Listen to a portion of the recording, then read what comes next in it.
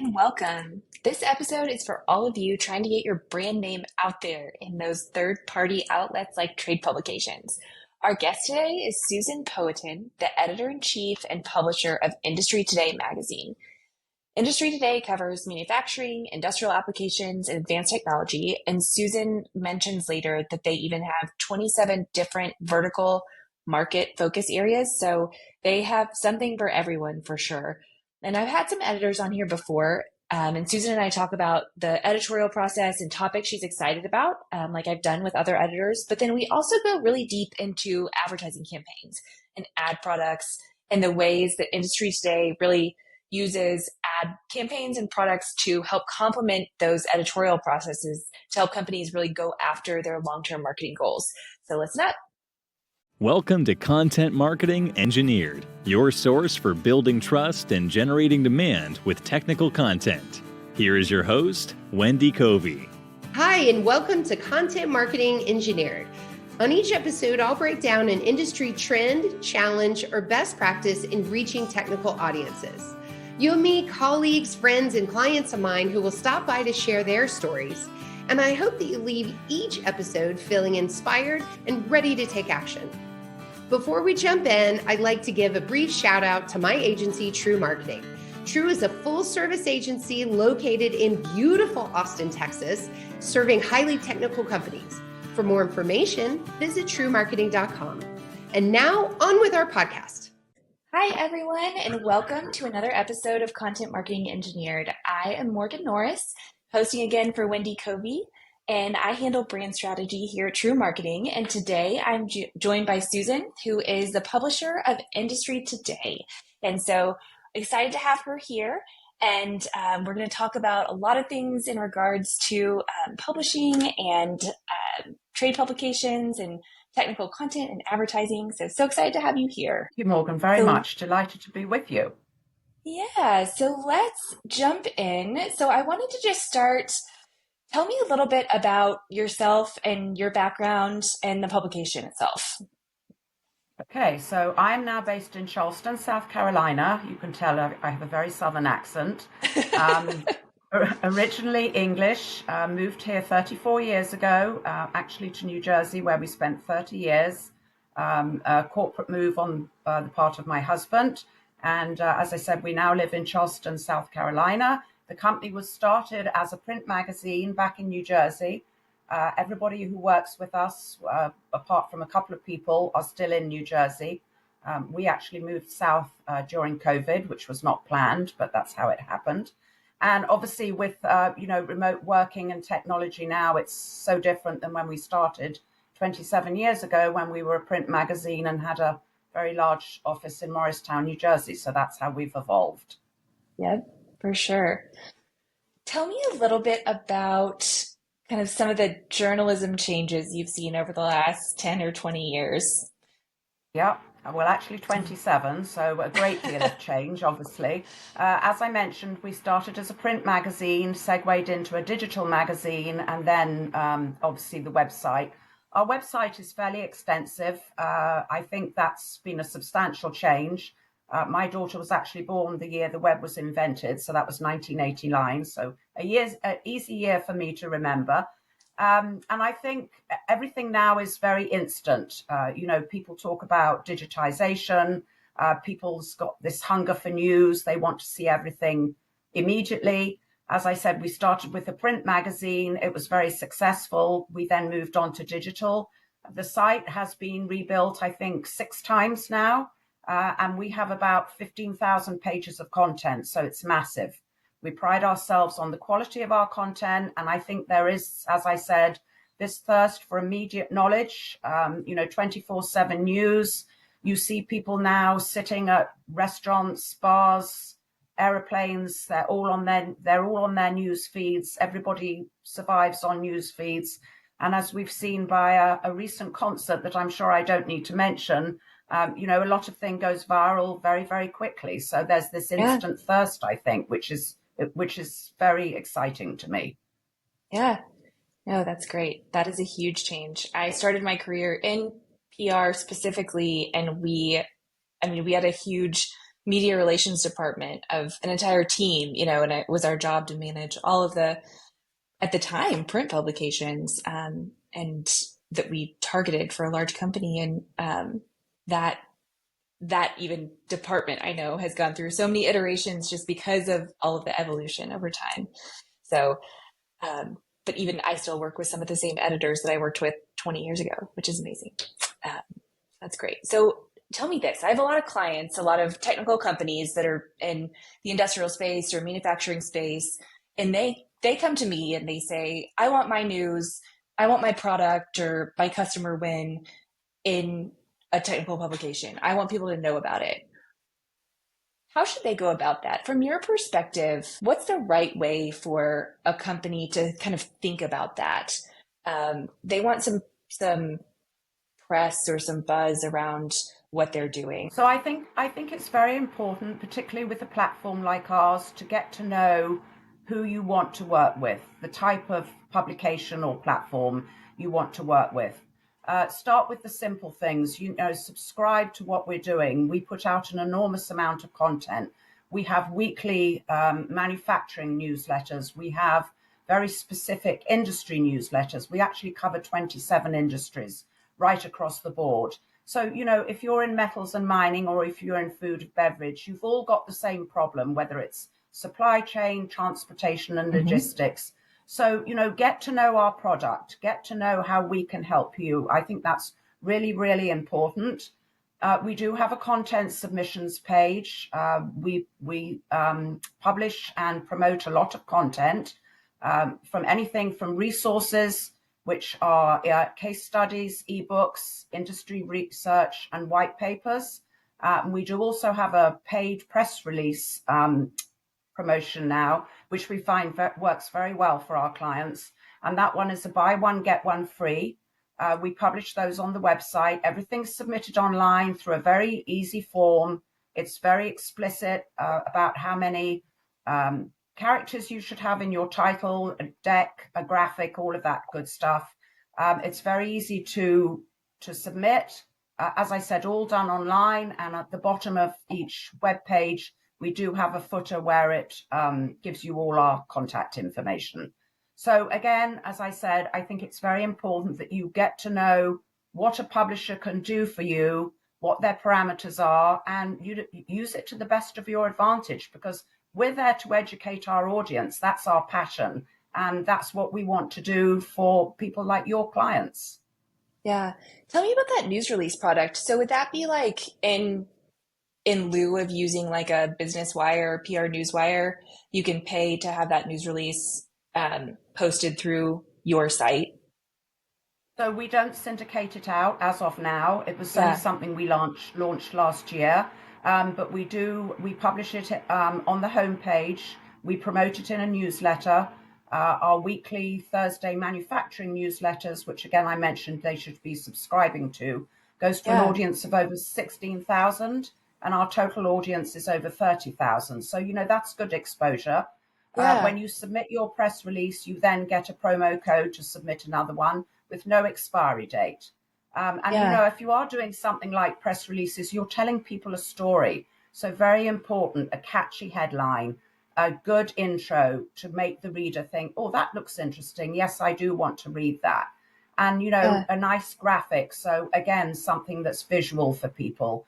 And, promote your new products, promote, a promotion.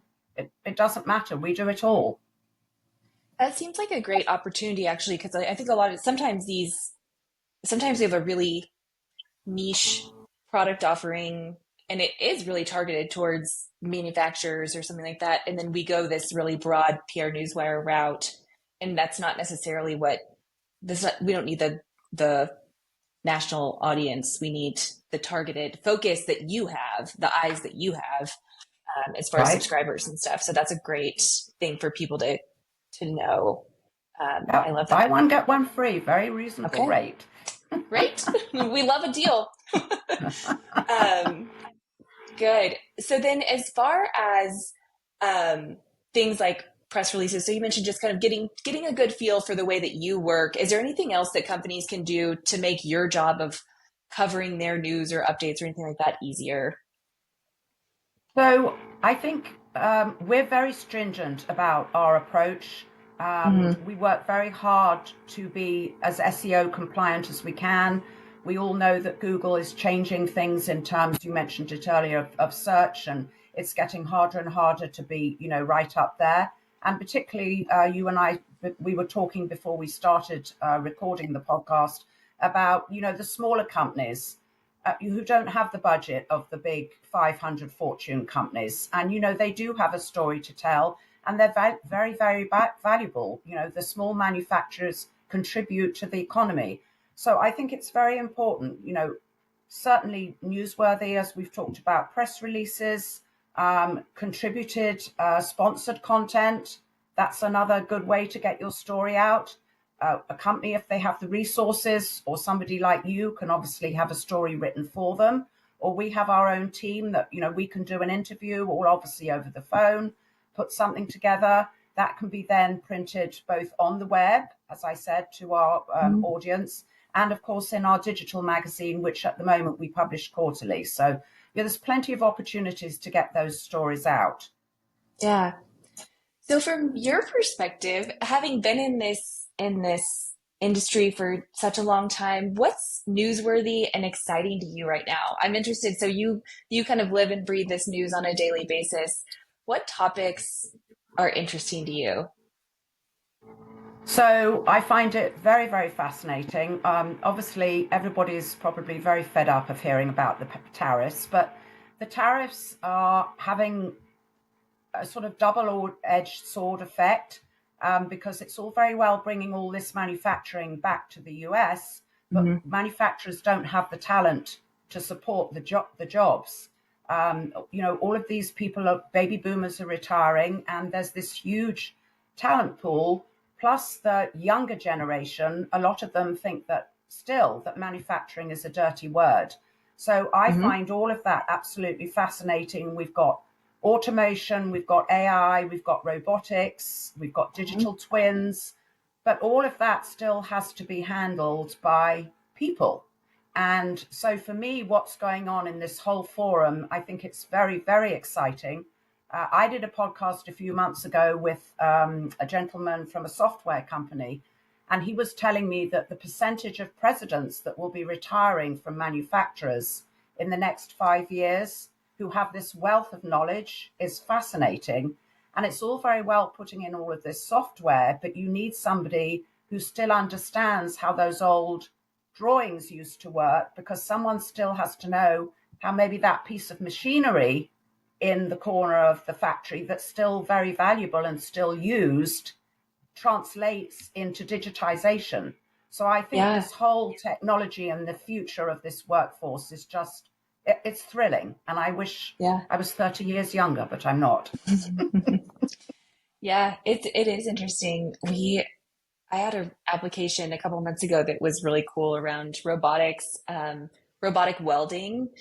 It was the combination of a robotic welding company along with a welding positioners company, and it was like the fact that they could take like a robotic arm that could then hold things, hold machinery that was upwards of 20,000 pounds with now a robotic arm and then perform the welds. So things like entire, you know, completed pieces of airplanes and stuff like that, and then complete welding with, 99.9% accuracy robotically. Anyway, just really cool advances in technology that way, that you're seeing those leaps, but then on the same day having that discussion where you're like, yes, somebody literally a problem in a factory where someone retired and they've got a machine that broke and they literally don't know what to do because they don't know what they don't know about the machinery because the person who ran Right, it for 25 years is gone. right. And And there's so, still an enormous amount of manufacturers that, still do work with Excel spreadsheets, and oh yeah. they're getting there. But I think AI, the supply chain evolution, you've got all this sustainability now and energy efficiency. I mean, that's all changing, and that's all being implemented too. And then obviously you've got smart factory, people are adopting smart factory principles. I just think it's such an exciting time, and it's I think it can be a very, very rewarding career for a lot of people. My last three podcasts, and the one three ago, was Megan Butterbach. I hope I always get her name right, who's the president and CEO of Green Tweed. Okay. Fascinating, an engineering company, and that's a company that's worldwide and bringing in sustainability practices right across the board and trying to get all that coordinated. But again, as I said, very, very interesting times. To come. For sure. Yeah. That's some on the kind of journalism front. So, talk to me about advertising. So, and this is something I'm actually a little bit less familiar with. I've always kind of been on the PR side, and then there'll be times where we do some integrated ad campaigns. But tell me about, as far as kind of paid media opportunities available for companies, I feel like sometimes my clients we get stuck back in like the early days of the early aughts when we think about the print trade publications and we kind of translate those quarter page, full page ads into, okay, we know website banner ads. The types of advertising campaigns and things like that you guys offer now are so much more diverse than that. So tell me a little bit about what kind of paid media opportunities are there for companies now when they've got the right audience, you've got the captive audience, you've got the right subscribers for these technical companies. So what does it look like to have kind of paid media opportunities out there? So I think for the paid media opportunities, and great question, it comes down to, again, like getting to know the industry today media platform or any other media Mm-hmm. platform that you're dealing with, and to not just think about the one product, but to think more outside the box, more of a campaign. What can I do other than just, as you said, a full page advertisement in the digital Mm-hmm. magazine every quarter? Maybe I should look at doing run of site banners every other month. We get Mm-hmm. great impression figures for those. We book them monthly. As I said, we cover 27 industries. So if you do the run of site, you've got that whole aspect right across the board. But then there's other things you can do, like sponsored articles, as I mentioned earlier. Do an interview with a senior editor on our team and, tell us about some exciting new product or innovation that you've come up with. You've been talking about robots. We recently did a company story for a company that have invented this amazing robot that goes along the tracks on the factory floor. Very cool stuff. Then there's other things like virtual events. We will be launching later this year in the fall. We're going to be working a lot more with video because, as we all know now, people read less and less. So again, let us tell your story over video. That's what we're here to do. Email marketing, I think, is very important. We use a software platform called Amida, which is very successful. I've got some neat figures here. In the Yeah. in the first quarter, they actually sent out 1.87 billion emails on behalf of their clients. So it's not just us that think that's a very successful Yeah. forum. I think it's a good way to get your message across. We do dedicated e-blasts. So we do those very successfully. Podcast sponsorships. If you want to come on a podcast, love to have you. I mentioned my last three were all ladies, so I'd love to have some gentlemen.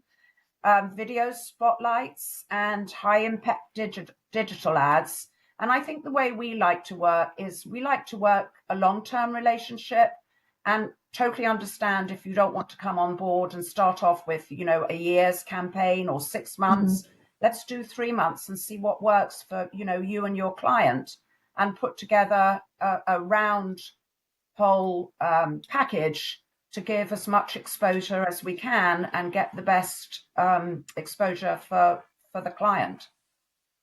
And do you guys kind of sit down and look at what are the marketing goals? Are we trying to drive leads? Are we trying to drive awareness of a very specific product? Or are we trying to, I imagine there's probably different advertising products that make more sense depending on what a company's what their goals are. Is that part of the initial discussion? Yeah. Yes, totally agree. I mean, there's several different aspects. You've obviously got, brand awareness. How do you, Hmm. how do you get that? That's obviously one of the main reasons you're going to be doing what you're going to be doing. Do you want lead generation? Not everybody wants lead generation, but that's Hmm. something we do offer, particularly if you've got, as I said earlier, a case study or an ebook, white paper. We can promote those. We can do customized downloadable forms. We can geo-target, if you only want leads in Texas, we can Mm. do that too. I think, that was something 5 years ago we couldn't do. We didn't have that Yeah. capability, but now it's so different. Sponsored emails, as I said, dedicated email blasts, thought leadership pieces. Those are always good. You've got, somebody, a lot of these smaller companies now, still to this day, were started in someone's garage or, Right. back shed or whatever. And those are the fascinating stories that people like to know about. And, why this person started that company and what their thought process is and how they came to where they are today. That's something that resonates with an audience. So I think that's important too. And then, of course, Do you've got those sorry, go on. do those thought leadership pieces look like interviews or like longer form kind Yes, of pieces? yes, we would do an interview, and that can be with one or two executives, or more. We don't want to go too crazy, but yes, Sure. and to just get across with the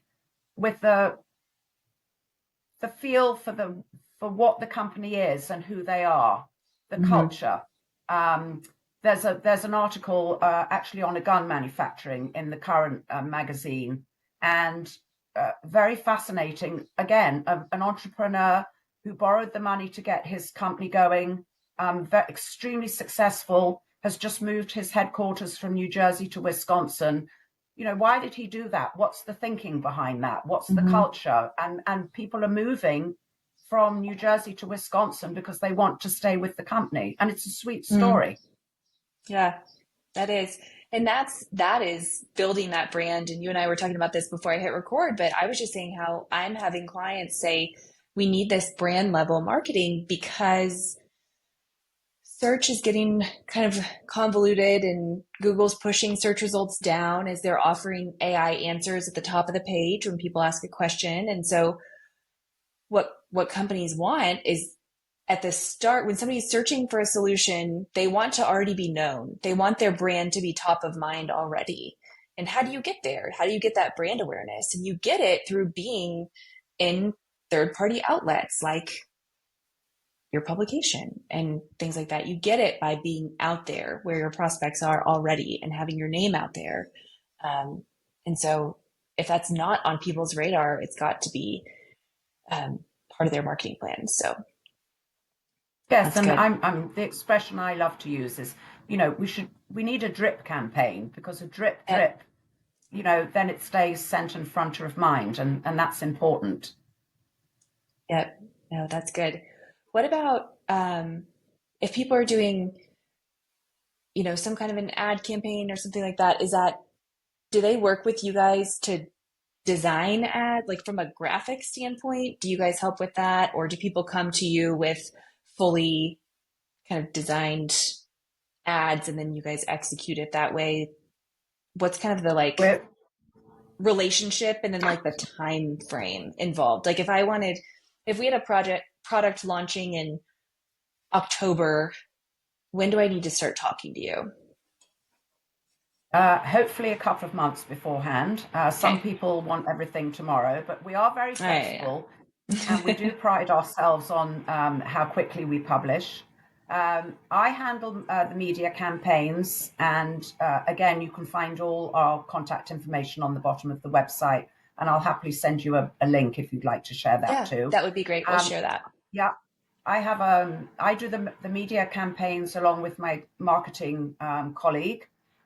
We have a state of the art studio. So if you have nothing, even if you don't have a logo, which is very rare these days, in a few Sure. years back, people used to come and wouldn't have a logo. We will do everything for you. So we have all the capabilities to do that. One thing I will reiterate is we never publish anything without full approval. No article, nothing is ever put in the magazine or on the web or sent out in an e-blast until it's fully approved. And we do, again, pride ourselves on that professionalism. And then I have to give a shout out to Melissa, who will have been with the company for 21 years at the end of this month, in fact, next week. And she is the knowledge and the one who keeps the ship straight, handles all our website, not from the technical point of view, but from the updating and basically our digital marketing and our operations. So we're a tight, small team, but I think we're very effective in what we do. Yeah, for sure. Well, and that the tenure in the space too, I think having that, I mean, you mentioned Melissa, just having even the two of you with such a long-standing history with the publication itself makes so much of a difference. Some publications have experienced a lot of turnover over the last couple of decades, so that's always really great. Cool. Well, are there any like standout results that people get excited about through things they do with the publication, or anything else that you're excited about as far as the manufacturing industry goes that you just want to share before we close out? So, as I mentioned, we're on the SoMedia platform. They do publish a quarterly report, and we are definitely right on the average or slightly higher in both our clicks and impressions, which I think is important.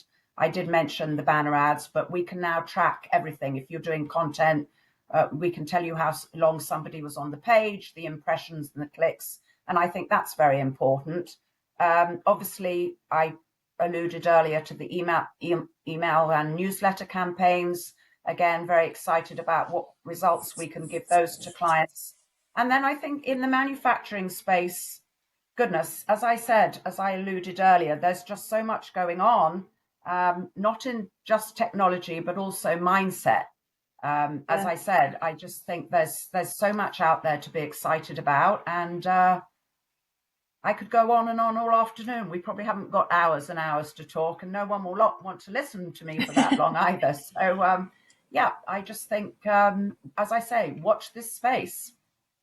Yeah, well, read the publication and they can stay on top of it. I love that you mentioned too that you guys just cover so many different vertical industries. So I would encourage everybody to go explore industry today and go connect to, subscribe, but also connect with the vertical industries that make sense for you in your audience too, because that does such a great thing for your audience if they can connect directly with that audience that relates to them. So awesome. Well, thank you so much. I really appreciate it. Valuable resource for sure for listeners. So I appreciate your time. Well, thank you very much, Morgan. It's been a pleasure being with you, and I hope I've been of some help out there to people who are looking to be featured, promoted, and raise their brand awareness and visibility. We're here for them.